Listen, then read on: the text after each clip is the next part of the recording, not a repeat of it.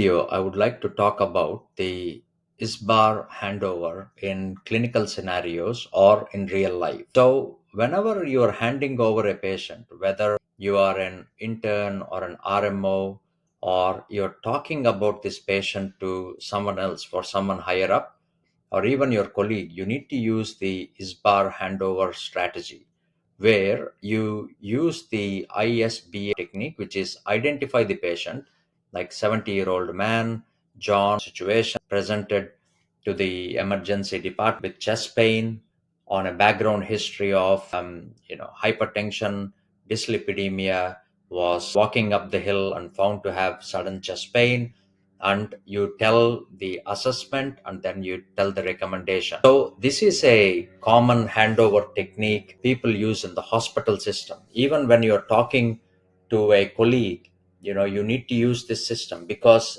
I use the same system when I go talk to another doctor in my practice, where if I'm not sure, this is how I start. Hi, Dr. ABC. A 40-year-old man, John, has come to me complaining of right knee pain. He had a fall 2 days ago. That's the background. On examination, I found that the Tesla's test is positive. This is a special test for meniscal tear, and I think he needs to get an MRI, which is the fastest place to get an MRI for him now. So something like that. So this is how you ask for something where the doctor now knows background history of the patient, and you actually are very professional in the way you are communicating. This is used in like OSCE scenarios, like I said, and enhances communication clarity, reduces errors and omissions. So whenever you're meeting a patient, you get all these things: background history, previous treatments, assessment, you tell about the current condition, is he stable, unstable, and recommendation. So like I gave the scenario how I talk to other doctor, this is how you do it. And let's say if you're transferring care between shifts, for example, you are doing a morning intern shift and you are handing over to the afternoon intern, you use the same scenario, but you make slight changes. For example, patient details, current ward.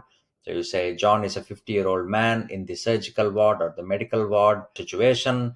He had surgery recent, and he had a recent prostate surgery, and assessment on examination he is delirious. You use the same technique, which is ISBAR. Okay, so that is very, very important. And always use professional and clear language, and make sure you understand what you're doing, and document the handover, engage in active listening and feedback.